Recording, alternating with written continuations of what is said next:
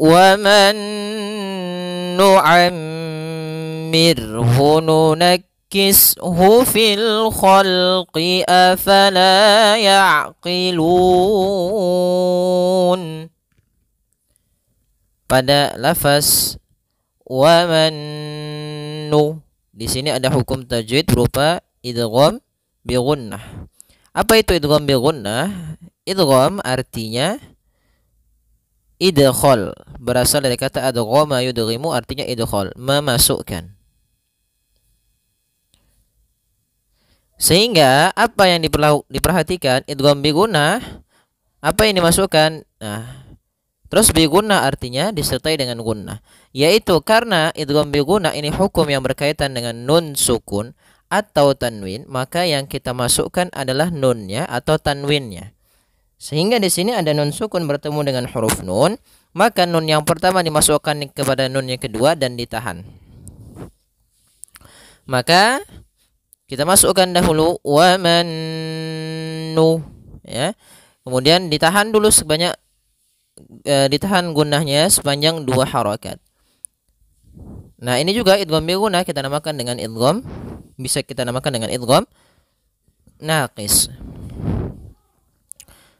Kemudian pada lafal nu'ammirhu ada bacaan, yaitu bacaan gunnah. Yaitu apa gunnah? Gunnah merupakan huruf mim dan nun yang ia bertasydid. Di sini ada mim berharokat tasydid diwarnai dengan hijau, maka dinamakan dengan bacaan gunnah. Sebagaimana yang disampaikan oleh Imam Jamzuri dalam matan Tuhfatul Atfal, wa gunna miman thumma nunan syuddida. Dan gunnahkanlah huruf mim serta nun ketika ia bertasydid keduanya. Maka di sini ada mim bertasydid. Cara membacanya mimnya ditahan juga. Nu'ammirhu. Kemudian di sini adalah huruf ra. Ra yang dia didahului dengan huruf sukun, maka ra-nya menjadi ra yang tipis, ra tarqiq. Ra tarqiq. Maka waman nu'ammirhu dibaca dengan tipis. Kemudian nunakkishu fil khalqi. Kemudian pada lafal sin di sini ada ada huruf sin yang dia sukun. Maka cara membacanya sempurnakan daripada desisan huruf sin, yaitu nafas kita mengalir dan ada sifat, dia sifat shafir. Ya, shafir itu adalah seperti desisan suara burung. Nunakkis as is. Kemudian nunakkishu fil khalqi. Kemudian pada fil khalqi ada alif lam. Alif lam qamariyah, yaitu alif lam yang ditulis dan dibaca sehingga suara lamnya terbaca dengan jelas. Fil khalqi, ya, fil khalqi afala. Kemudian pada lafal la ada hukum tajwid berubah mad tabi'i, yaitu ditandai dengan fathah bertemu dengan alif. Panjang untuk mad tabi'i yaitu 2 harakat. Kemudian afala ya'qilun. Kemudian sifat ain. Ain itu memiliki sifat yaitu bainiyah, salah satunya yaitu tengah-tengah di antara bacaan syiddah atau sifat syiddah dan sifat rokhawah. Syiddah yaitu tertahannya suara, rokhawah mengalirnya suara. Maka afala ya'qilun, tidak boleh ya qilun putus, tapi dia afala ya'qilun, ya, dia mengalir dan juga tidak terlalu mengalir, tidak juga terlalu ditahan. Kemudian pada lafal ya'qilun, pada lafal lun di sini ada bacaan mad arid lisukun. Apa itu mad arid lisukun? Mad arid adalah mad yang disebabkan karena adanya sukun arid nih, lisukuni arid atau arid lisukun, yaitu adanya huruf nun di sini yang disukunkan karena waqaf dan sebelumnya ada huruf mad berupa waw. Atau di sini kita namakan ada mad tabi'i luna, kemudian bertemu dengan huruf yang disukunkan karena waqaf.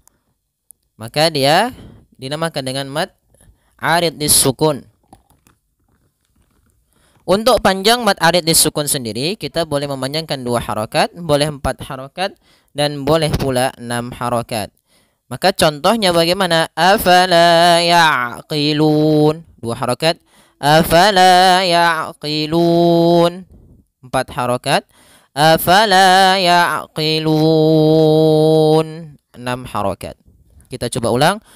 Wa man nu'ammirhu nunakkishu fil khalqi afala ya'qilun. Kemudian wa ma 'allamnahu asy-syi'ra wa ma yanbaghi lah. Kalau kita berhenti di sini nanti kita waqaf karena ada tanda huruf jim. Kalau lanjut, wa ma 'allamnahu asy-syi'ra wa ma yanbaghi lahu in huwa illa dzikrun wa qur'anun mubin. Pada bacaan wa ma 'allamnahu, pada lafal ma ada mad tabi'i, yaitu adanya fathah bertemu alif. Fathah bertemu alif. Panjangnya 2 harokat. Kemudian 'allamnahu, kembali lagi pada lafal na yang kedua ada mad tabi'i, yaitu ditandai dengan adanya fathah bertemu alif, 2 harokat. Kemudian langsung di sini 'allamnahu asy-syi'ra, yaitu ada hukum tajwid berupa alif lam. Alif lam apa di sini? Alif lam syamsiyah. Syamsiyah, yaitu alif lam yang dia ditulis tapi dia tidak terbaca sehingga langsung ditasydidkan ke huruf setelahnya, yaitu pada huruf shinnya ditasydidkan. Wa ma 'allamnahu asy-syi'ra.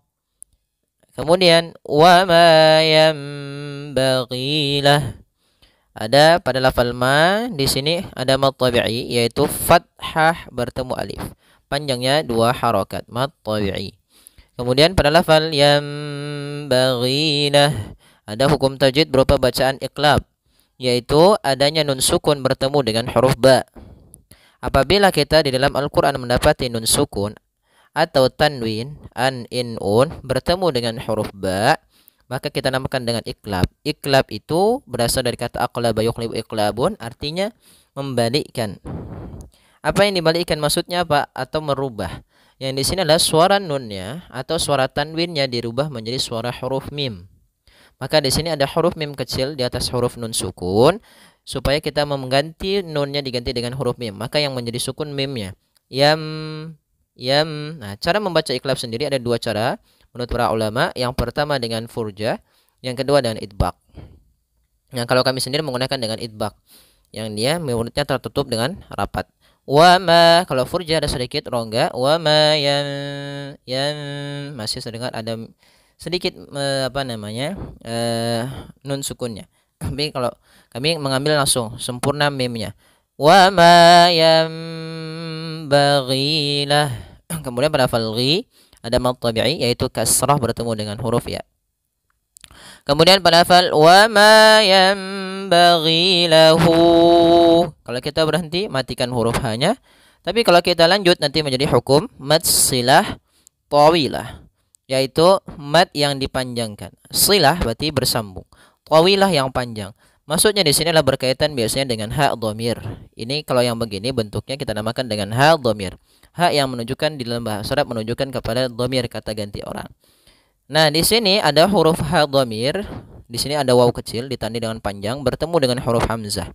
Maka apabila ada ha dhamir, ada tanda seperti ini bertemu dengan huruf hamzah di lain kata, maka dinamakan dengan mad silah tawilah. Panjangnya adalah 4 harokat. Maka wa ma yanbaghi lahu in huwa. Nah.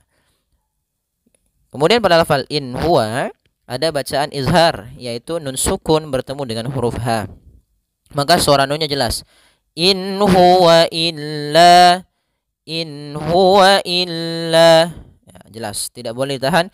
In huwa, tidak, tapi in huwa illa. Kemudian pada lafal illa ada bacaan mad tabi'i, yaitu adanya fathah bertemu dengan alif. Panjangnya 2 harokat. Kemudian dzikru wa qur'anum mubin. Pada lafal zik ada lafaz kaf, ketika huruf kaf sukun ada sifat hamasnya dialirkan sedikit, zikru. Kemudian di sini ada tanwin bertemu dengan huruf waw. Berarti ini berkaitan dengan hukum nun sukun dan tanwin, hukum nun mati dan tanwin.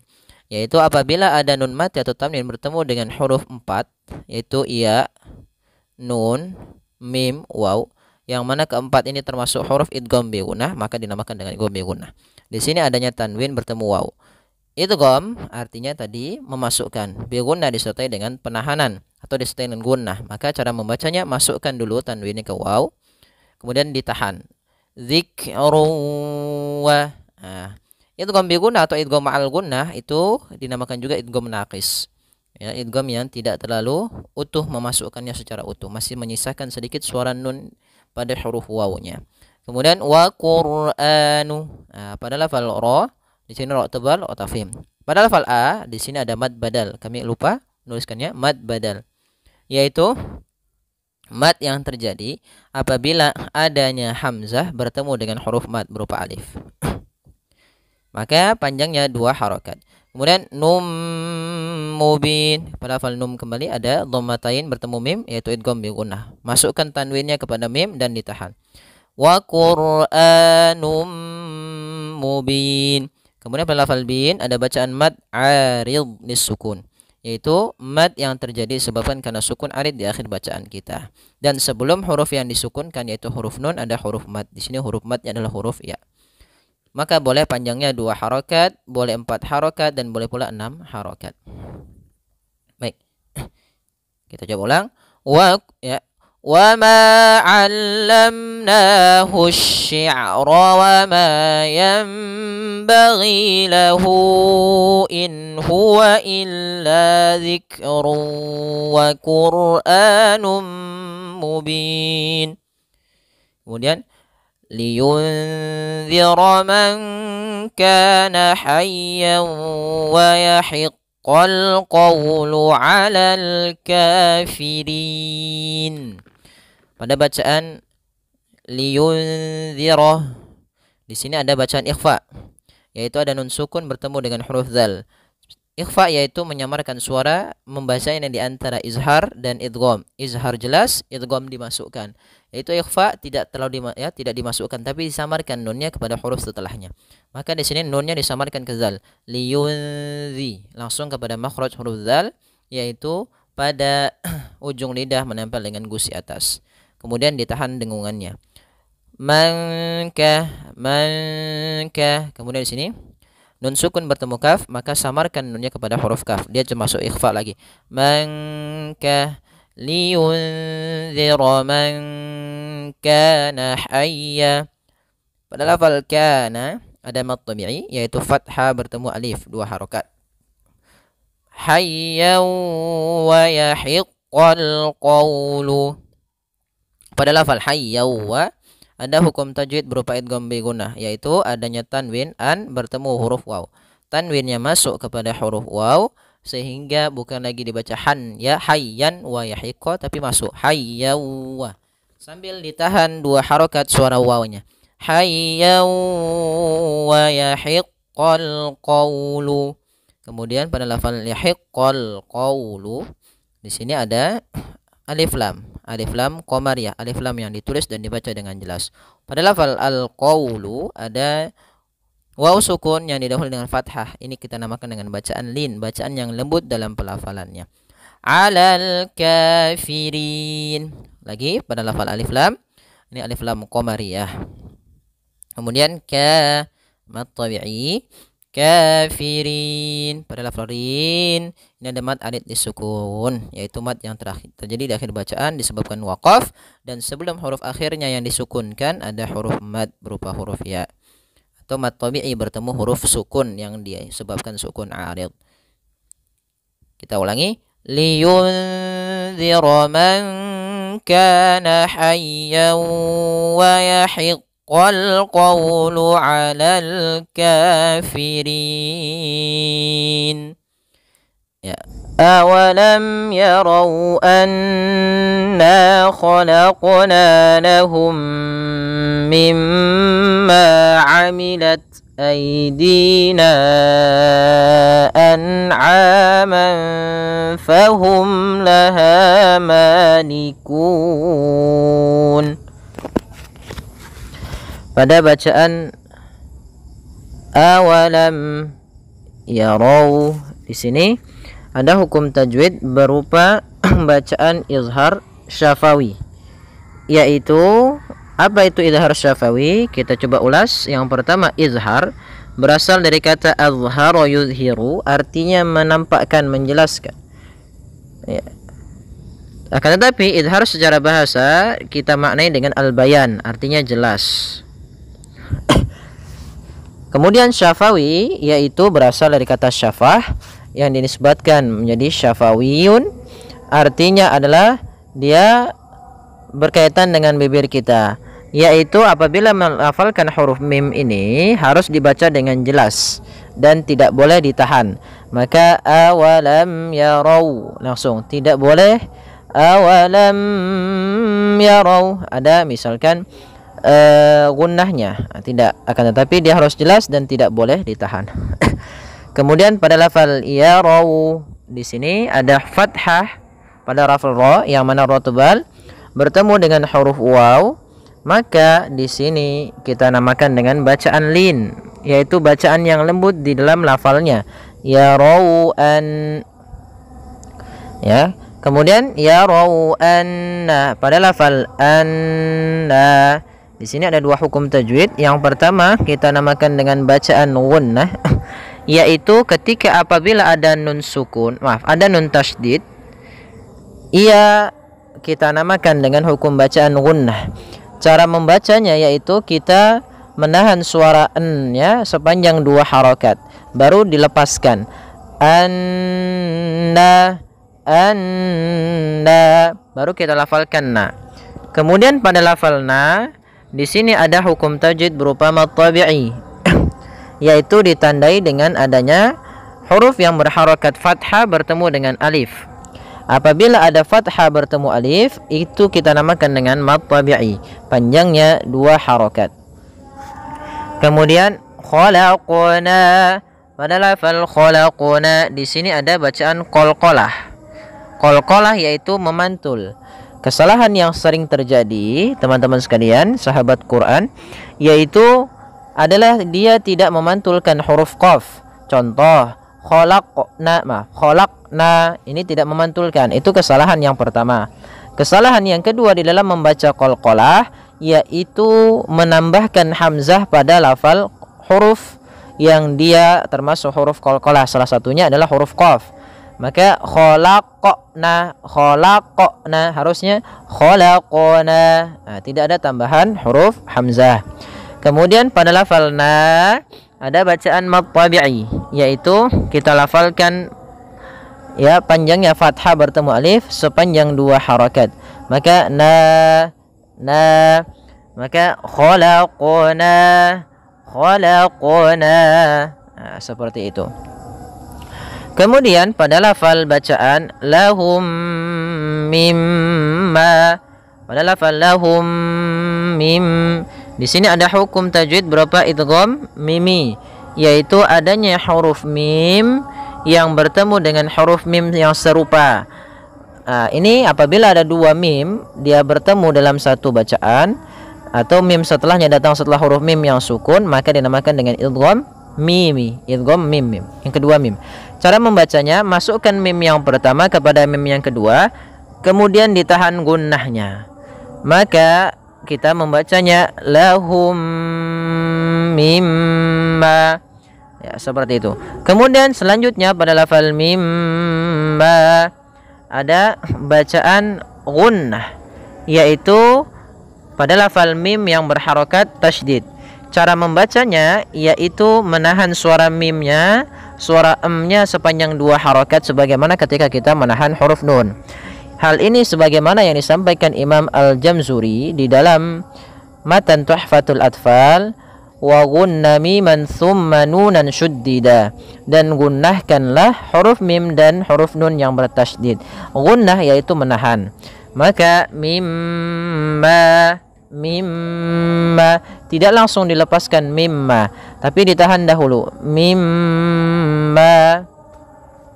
Kemudian di lafal ma ada kembali lagi kita mendapati hukum tajwid, yaitu mad tabi'i. Adanya fathah yang bertemu dengan alif, yaitu kita namakan dengan mad tabi'i. Kemudian amilat, amilat, amilat. Pada lafal ta, di sini ada ta memiliki sifat hamas ketika ia sukun. Tapi ketika dia berlafalkan fathah, dhammah atau kasrah atau berharakat, ia tidak terlalu tampak dari hamasnya. Akan tetapi biasa saja ta, ti, tu. Ketika dia sukun baru kita tambahkan amilat. Akan tetapi untuk hamasnya jangan terlalu banyak, jangan amilat, amilat sampai terdengar dari makhraj huruf sin, tidak, tapi dia huruf saja, hamas saja, alirkan amilat, amilat, ya sedikit, amilat aidina. Kemudian pada lafal ai ada bacaan, yaitu bacaan lin, ditandai dengan adanya fathah yang bertemu dengan huruf lin, yaitu huruf ya. Ya, waw dan ya di dalam bahasa Arab atau Al-Quran itu ada dua. Yang pertama dia menunjukkan huruful mad, yang kedua hurufu, yakni huruf lin, atau juga ada yang menamakan dengan huruful hawa dan sebagainya. Maka dia kita lembutkan dalam pelafalan ai, sempurnakan kasrah untuk menyempurnakan ai-nya sehingga dia suaranya sempurna. Kemudian pelafal aidina, pada lafal di ini kembali lagi ada mad tabi'i, yaitu pada lafal kasrah bertemu ya sukun. Adanya kasrah bertemu ya sukun dinamakan dengan mad tabi'i, panjangnya 2 harakat. Kemudian pelafal aidina an'ama, pada lafal na panjang bertemu dengan hamzah. Maka ini kita namakan dengan mad jaiz munfasil. Mad artinya panjang, jaiz artinya boleh, munfasil artinya terpisah. Kapan kita hukumi bacaan tersebut menjadi hukum mad jaiz munfasil? Yaitu apabila ada mad tabi'i, di sini na awalnya mad tabi'i, datang setelahnya huruf hamzah dan hamzahnya terpisah, maka dinamakan munfasil karena terpisah. Maka ketika ada hamzah yang datang setelah huruf mad tabi'i dan hamzah tersebut di lain kata, maka kita hukumi dengan bacaan mad jaiz munfasil. Untuk panjang mad jaiz munfasil dalam riwayat Imam Hafiz an Asim itu 4 harakat sampai dengan 5 harakat, atau kebanyakan menggunakan yang dia mengambil 4 harakat saja. Maka kita panjangkan aidina an'ama, ya, 4 harakat baru dilepaskan. Kemudian pelafal an'aman fahum. Pada lafal an'a di sini ada nun sukun bertemu dengan huruf ain. Apabila ada lafal an'ama, yaitu adanya huruf sukun bertemu dengan huruf ain, maka dinamakan dengan dinamakan dengan bacaan izhar halqi, dibaca dengan jelas suara nunnya. An'a, ya, an'a harus dibaca dengan jelas, tidak boleh dibaca dengan bacaan dengung, misalnya enggak. Kemudian di sini a-nya harus dibaca dengan jelas, jangan sampai huruf ain masuk ke pada rongga hidung. An'a. Kemudian pada lafal a sendiri ada hukum tajwid berupa mad tabi'i, yaitu kita panjangkan sepanjang 2 harakat. An'aman fahum. Kemudian pada lafal manfa ada bacaan, yaitu bacaan ikhfa, ditandai dengan fathatain bertemu dengan salah satu huruf ikhfa, yaitu huruf fa. Maka cara membacanya, samarkan suara tanwinnya atau suara nunnya. Kalau di sini tanwin berarti samarkan kepada huruf fa. An'aman fa, bukan an'amang fa, tapi dia an'aman fa, langsung kepada makhraj daripada huruf fa. Kemudian fahum laha, mim mati bertemu lam, kembali lagi kita namakan dengan izhar syafawi. Apabila ada huruf mim mati bertemu dengan seluruh huruf hijaiyah datang setelahnya, itu dinamakan izhar syafawi kecuali 2 huruf, yaitu mim dan ba. Apabila ada mim mati bertemu mim, itu idgham mimi, mim mati bertemu ba, ikhfa syafawi. Maka suara mimnya ketika di sini bertemu dengan lam harus jelas karena di situ bacaan izhar syafawi. Fahum laha. Kemudian pada lafal ha ada mad tabi'i yaitu fathah bertemu alif, panjangnya 2 harakat. Ma kembali lagi ada fathah bertemu alif, ditandai di sini alifnya kecil yaitu 2 harakat. Kemudian malikun pada lafal kun ada bacaan mad arid disukun yaitu mad yang terjadi ketika kita waqaf di akhir bacaan.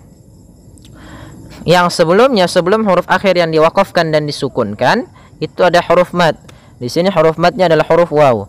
Maka ketika ini kita namakan dengan bacaan mad arid disukun disebabkan karena adanya sukun arid. Awalnya malikuna, kemudian awalnya kunya 2 harakat.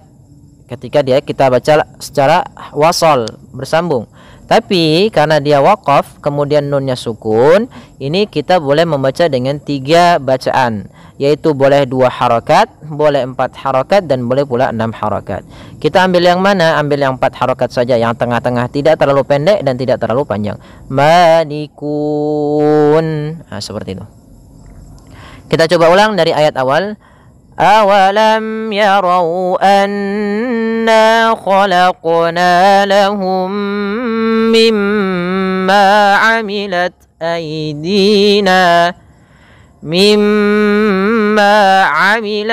أَيْدِينَا أَنْعَامًا فَهُمْ لَهَا مَالِكُونَ. Ya, semoga bermanfaat. Jazakumullahu khairan.